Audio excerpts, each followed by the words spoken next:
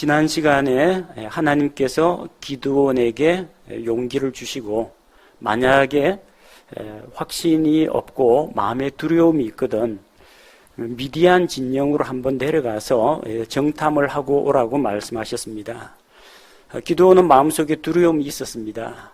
그래서 하나님께서 말씀하신 대로 자기 종 한 명을 데리고 미디안 진영 외곽으로 내려갔습니다. 가보니까 마치 이 메뚜기 떼처럼 해변에 모래같이 수많은 미디안 군사들이 주변에 깔려 있는 것을 보게 되었습니다. 그러나 하나님께서는 그들의 병력이 많은지 적은지 그걸 알아보라고 한 것이 아니라 가서 이제 그들이 하는 말을 들으라고 했습니다. 그래서 미디안 군대의 한 장막 부근에 있으면서 미디안 군사들이 서로가 서로에게 이야기하는 것을 엿들었습니다. 13절에 보니까 기드온이 그 진영 외곽에 이르렀는데 어떤 사람이 자기 동료에게 자기가 꾼 꿈 이야기를 합니다. 꿈의 내용이 어떤 것이냐면 보리빵 한 덩어리가 미디안 군대 안으로 굴러 들어와서 한 장막에 이르렀는데 그래서 그 보리빵이 장막을 쳐서 무너뜨리고 뒤엎음에 그 미디안 군대의 장막이 쓰러지는 그런 꿈을 꾸었다고 했습니다. 이 꿈에 이제 보리빵이 등장합니다. 보리라는 곡식은 유월절을 대표하는 곡식입니다. 유월절 즈음이 되면은 보리를 수확합니다. 유월절의 주인공이 누굽니까? 예수 그리스도죠. 그리고 유월절이 지나고 곡식이 낫을 되어가지고 처음으로 수확한 곡식을 하나님 앞에 첫 열매로 바치는 초실절, 첫 열매의 절기가 있습니다. 유월절에 이어서 찾아오는 그 첫 열매의 절기는 예수님의 부활을 의미합니다. 고린도전서 15장 20절에서 예수님은 잠자는 자들의 첫 열매가 되셨도다. 부활의 첫 열매가 되셨습니다. 그래서 첫 열매 절기의 주인공도 예수 그리스도입니다. 이 보리라는 곡식은 가난한 자들의 곡식입니다. 가난한 사람들은 보리를 빻아가지고 보리빵을 만들어 먹습니다. 부자들은 밀가루를 정제해가지고 껍질을 벗겨가지고 순수한 새하얀 밀가루로 빵을 구워 먹습니다. 요한복음 6장에서 예수님께서 빵의 기적을 베푸실 때 한 소년이 가지고 온 보리빵 5개, 물고기 2마리로 장정만 5,000명이 넘는 사람들을 먹이셨습니다. 그 빵의 기적에 사용된 그 빵도 보리빵입니다. 또 그때가 유월절 즈음이었다고 성경이 기록하고 있습니다. 곧 그래서 이 보리빵이라는 것은 예수 그리스도를 표상한다고 볼 수가 있습니다. 14절에서는 그 동료가 미디안 군대의 이제 다른 군사가 그 꿈을 꾼 사람에게 해석을 해줍니다. 한 사람은 자기 꿈을 이야기하고요. 다른 한 사람은 그 꿈에 대한 해석까지 들려줍니다. 아마 해석을 안 해줬으면은 이 꿈은 기드온이 아마 자의적으로 해석을 했을 수도 있습니다. 꿈의 내용이 무슨 뜻이냐?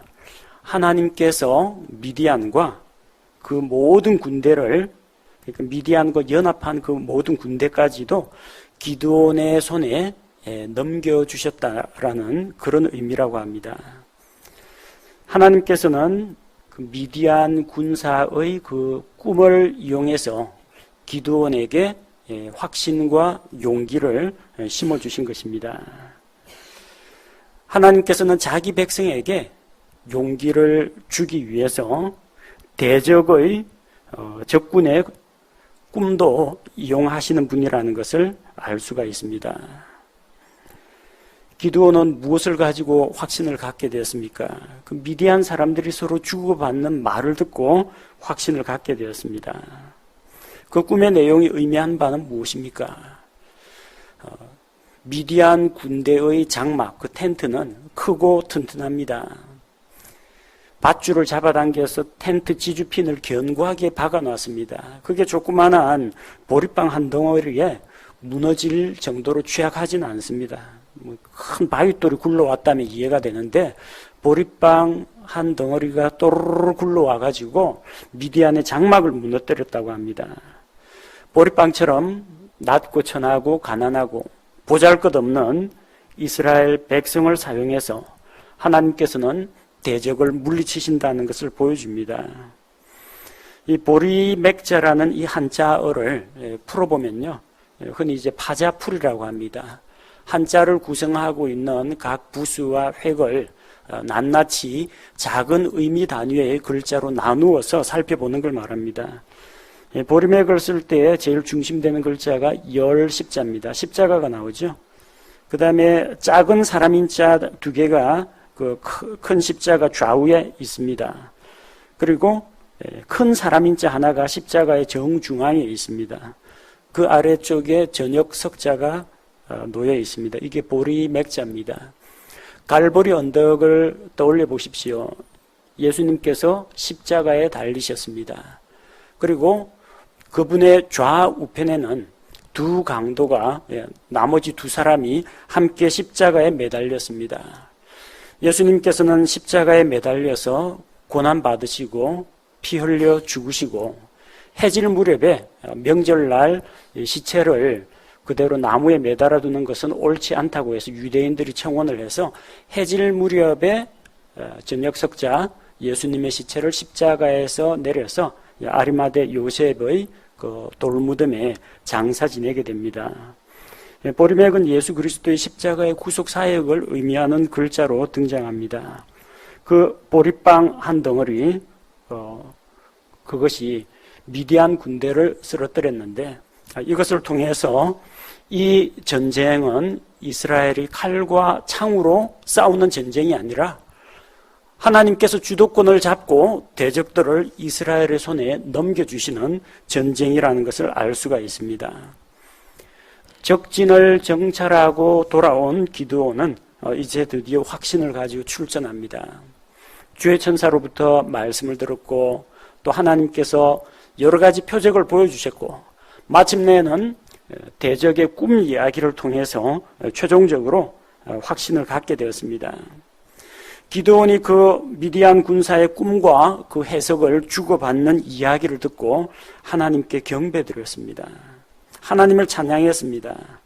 그리고 미디안 군대를 치기 위해서 기드온은 이스라엘 군대에게 공격 명령을 내렸습니다. 뭐라고 이야기합니까? 일어나라. 주께서 미디안 군대를 너희 손에 넘겨주셨느니라. 하나님께서는 이미 오래전에 이 약속을 주셨습니다. 기드온이 그 말씀 받은 것을 이스라엘 백성에게 바로 선포해버리면 됩니다. 그러나 자기가 믿지도 않는 것을 다른 사람 보고 믿으라고 할 수는 없는 일입니다. 자기도 확신하지 못하는 것을 다른 사람에게 확신하라고 다른 사람의 확신을 도와줄 수는 없는 노릇입니다. 하지만 이제 기드온은 마음속에 확신을 갖게 되었습니다. 그래서 주께서 처음에 자기에게 주신 약속, 주의 천사가 말씀하셨죠. 강한 용사여 주께서 너와 함께 하시는도다.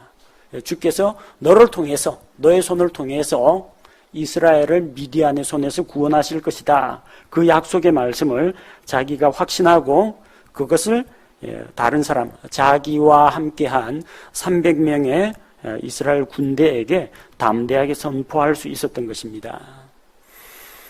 16절에서 18절에 보면 이 군대를 이끌고 있는 기드온이 자기 군대에게 작전 명령을 하더랍니다. 16절에서 먼저 전체 병력을 300명을 100명씩 세 무리로 나누었습니다. 그리고 군사들에게 나팔과 빈 항아리와 그리고 등불을 나눠줍니다. 나팔은 전쟁 때 신호를 위해서 사용하는 그 나팔입니다. 이스라엘 백성은 전쟁에 나갈 때 은나팔을 가지고 나갔습니다. 나팔을 한 번 불면 백성들을 모으는 소집 나팔이고, 두 번 불면은 이스라엘 전 군대가 나오고, 한 번 불면은 지휘관들이 모입니다. 백성들을 모으기도 하고, 그 다음에 나팔을 불면서 행군을 알립니다. 앞으로 진격하라는 겁니다.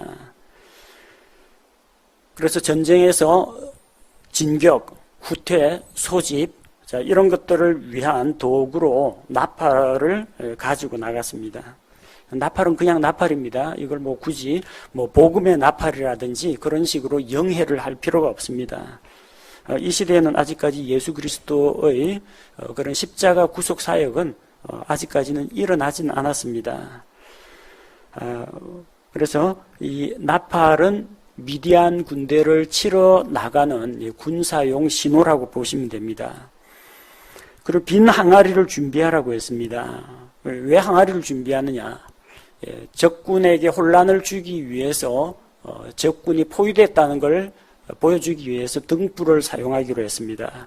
근데 등불을 미리부터 켜두고 있으면 안 되죠.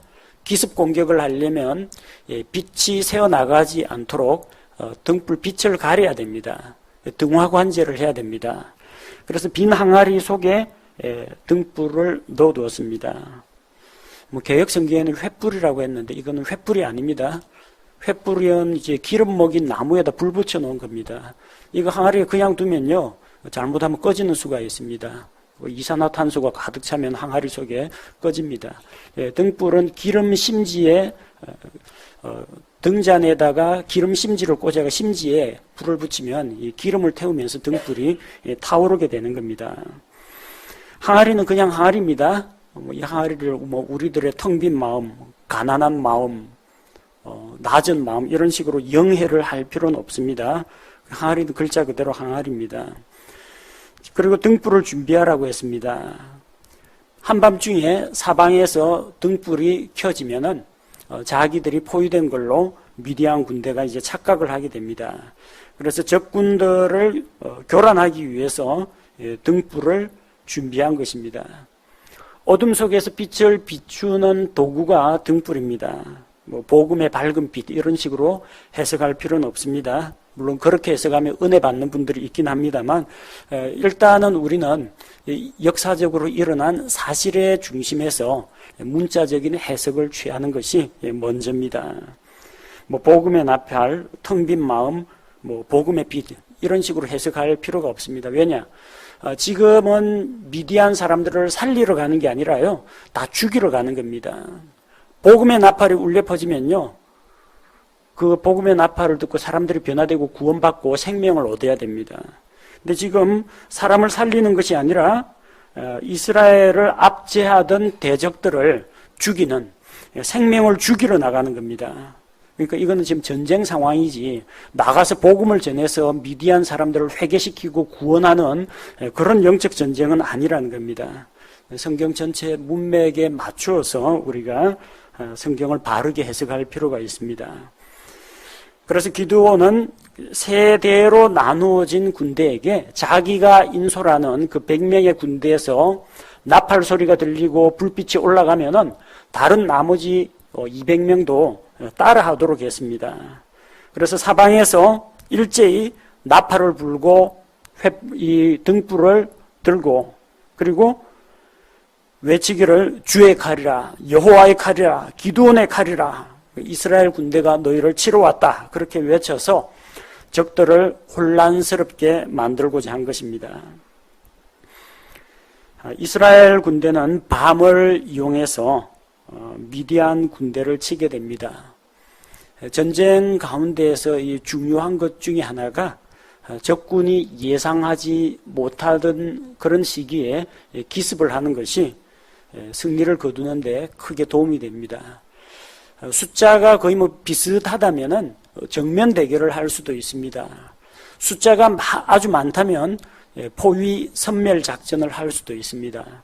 그러나 이스라엘 군대는 300명이고 미디안 군대는 정말 메뚜기 떼같이 바닷가에 무수한 모래와 같이 많습니다.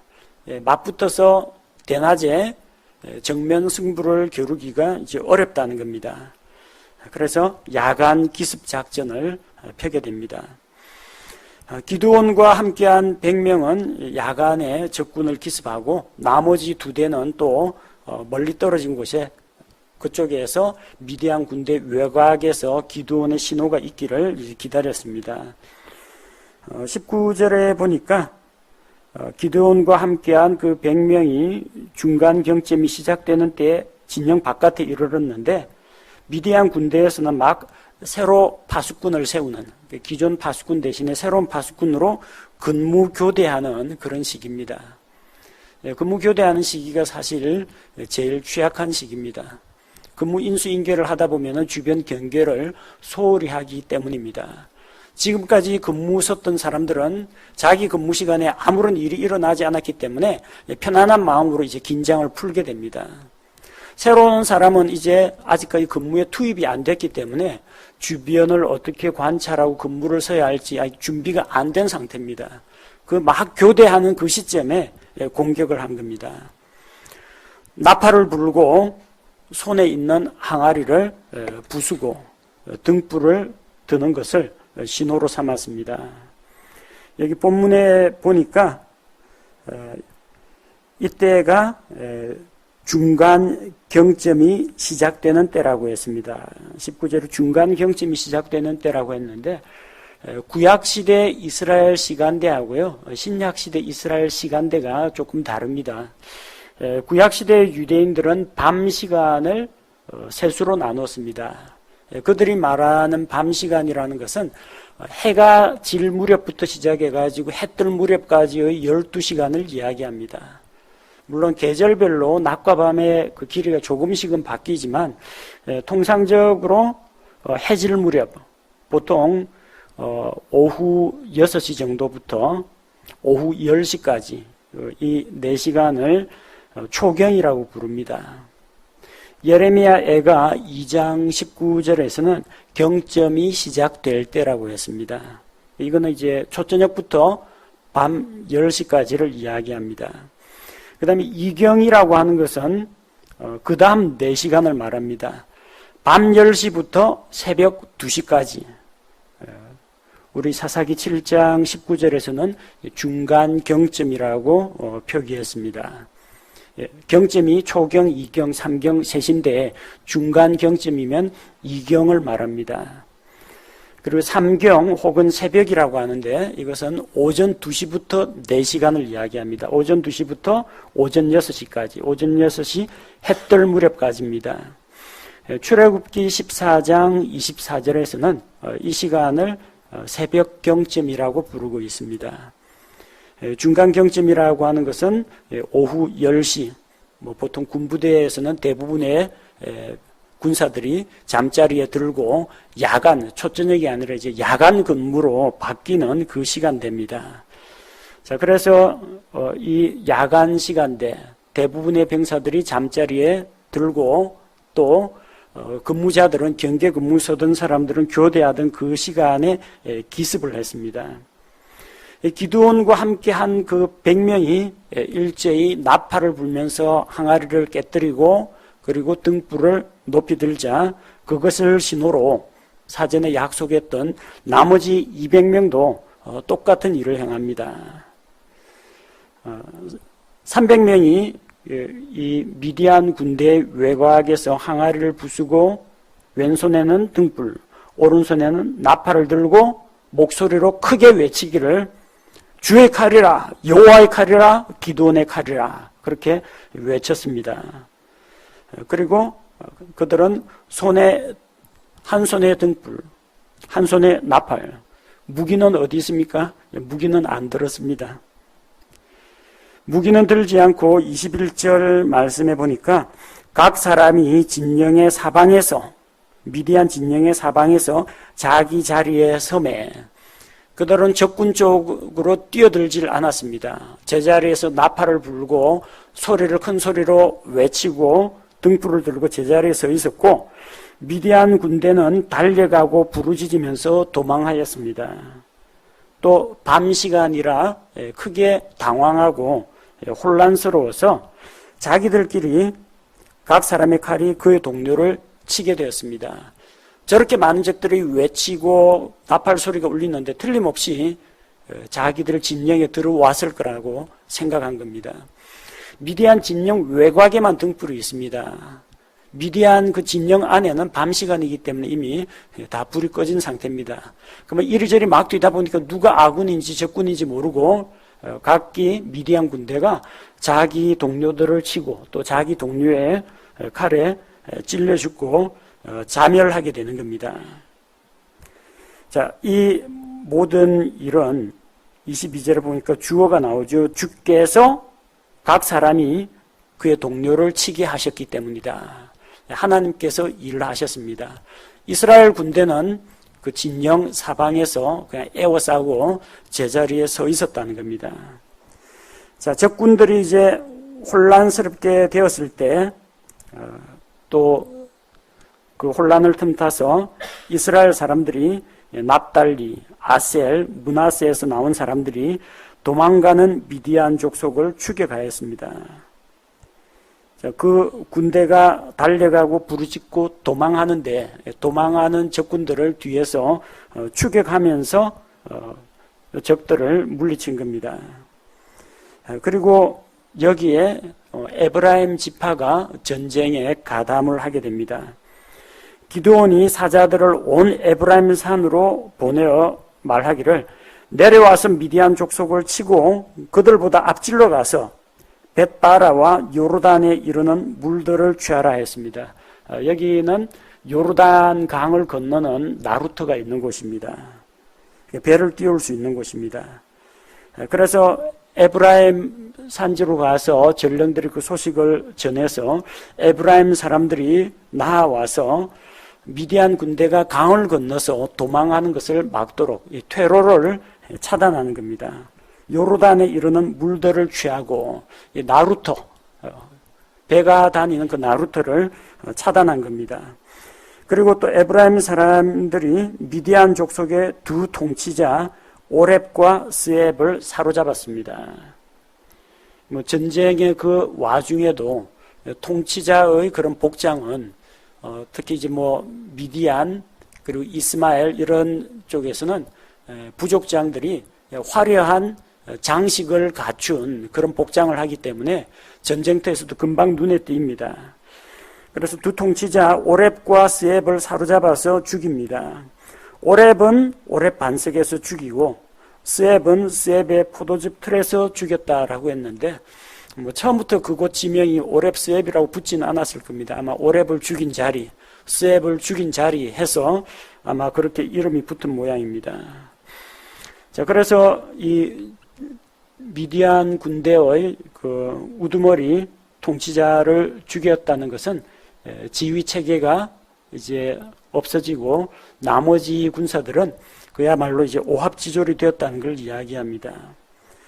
여기 포도즙 틀이라고 했는데 포도즙을 짜내는 틀을 포도즙 틀이라고 합니다. 와인 프레스라고 되어 있죠.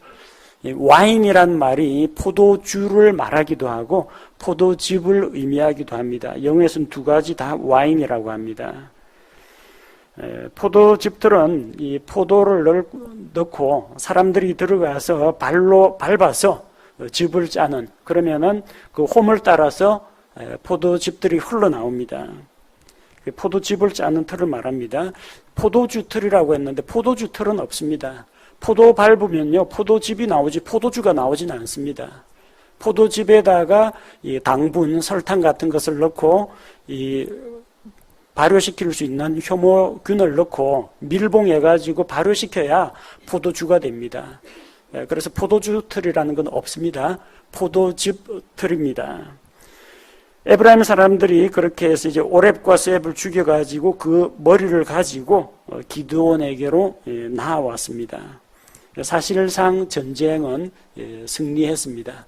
남아있는 것은 그 나머지 패잔병들, 잔당들을 처리하는 것들이 이제 남아있습니다. 그 내용은 뒤에 나오는 8장에서 계속해서 다루도록 하겠습니다. 우리는 이 기드온과 300명의 군사들이 보여준 그런 믿음의 행동들, 이것을 통해서 영적 전쟁에서 필요한 교훈을 얻어야 합니다. 우리는 무엇을 믿어야 합니까? 확신이 부족한 사람은 표적을 구합니다. 양털의 표적을 구하기도 하고, 하다못해 다른 사람 꿈 이야기라도 믿어야 됩니다. 내 꿈 믿기도 힘든데 다른 사람 꿈이라고 어떻게 믿겠습니까? 그러나 기드온은 하나님께서 허락하신 방법대로 표적도 보았고, 또 미디안 군대를 정탐하러 갔다가 미디안 사람들이 주고받는 이야기도 들었습니다. 하찮은 그 꿈 이야기, 정말 신빙성도 없는 꿈 이야기라도 붙들어야 했던 게 기드온입니다. 근데 꿈 이야기보다 더 확실한 이야기가 있습니다.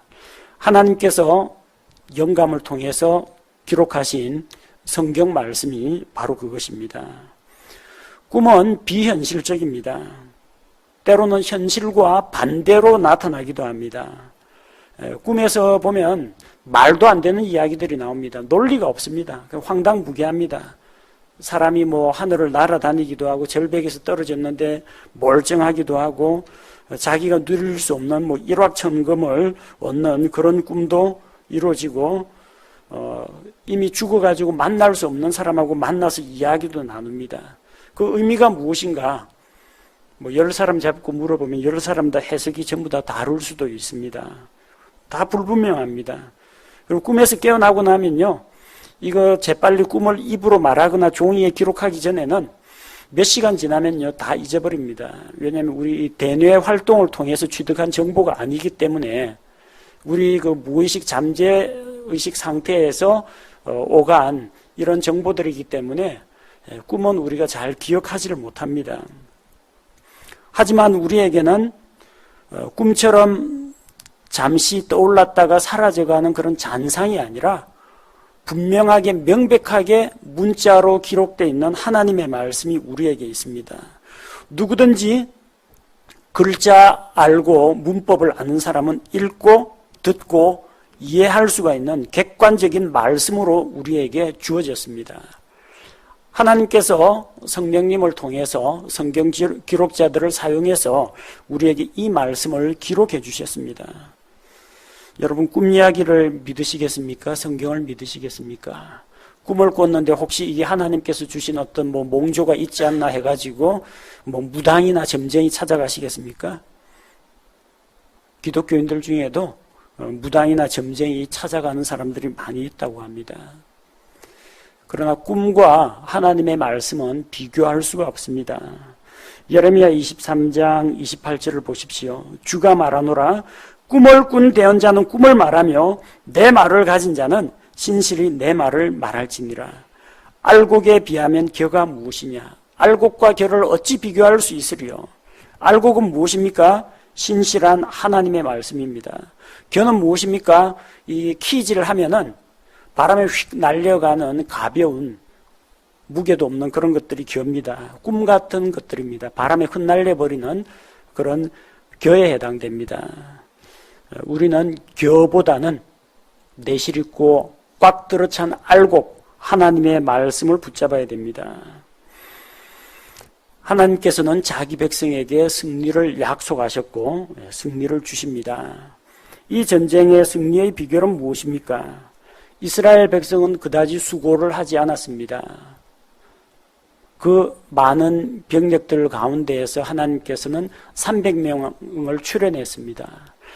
전쟁에 나갈 준비가 되어 있고 헌신된 사람들 300명을 하나님께서는 사용하셨고, 또 그들은 칼과 창 대신에 나팔과 등불을 손에 들었습니다. 그들은 제자리에 서 있었고 하나님께서 큰 혼란을 일으켜서 미디안 군대가 서로 상잔하게 하셨고, 그들은 도망가는 자들을 마치 이삭 줍듯이 주우면서 전쟁을 승리로 거두었습니다. 전쟁은 주께 속한 것이요, 주께서 이 전쟁에 승리를 주셨습니다. 하나님의 능력이 전쟁의 승리를 가져옵니다. 그러나 그 하나님의 능력을 맛보기 위해서는 전쟁터에 군사로 나간 자들이 하나님의 말씀에 순종해야만 그 승리의 열매를 맛볼 수 있다는 것입니다. 영적 전쟁에 나선 우리 역시 마찬가지입니다. 어떤 꿈이나 표적이나 이런 걸 추구하지 마시고 성경 안에 약속된 하나님의 말씀을 우리가 믿고 따라야 합니다. 우리가 하나님을 가까이 하고 마귀를 대적해야 합니다. 하나님을 가까이 하라. 그리하면 너희를 가까이 하시리라. 마귀를 대적하라. 그리하면 너희를 피하리라. 우리 주 예수 그리스도로 말미암아 우리에게 승리를 주시는 하나님께 감사하노라. 성경에 기록된 이런 승리의 약속의 말씀들을 우리가 붙잡아야 합니다. 이거는 미디안 사람의 꿈 이야기보다도 더 분명하고 확실한 약속입니다. 그리고 전쟁은 피할 수 없다고 했습니다. 이스라엘이 전쟁하기 싫어도 미디안이 쳐들어와서 압제를 하면은 맞서 싸워야 됩니다. 우리가 영적 전쟁에 나서기 싫다고 할지라도 마귀는 울부짖는 사자처럼 두루 다니며 삼킬 자를 찾고 있습니다. 전쟁에서 승리하는 것만이 평화를 누리는 길입니다. 나태해 있거나 뒤로 물러서지 말고 우리가 믿음에 굳게 서서 저 사악한 자 마귀를 대적할 때 하나님께서 우리에게 승리를 약속하셨습니다. 기드온에게 주신 그 하나님의 승리가 오늘을 살아가는 우리 모든 성도들의 승리가 되기를 원합니다.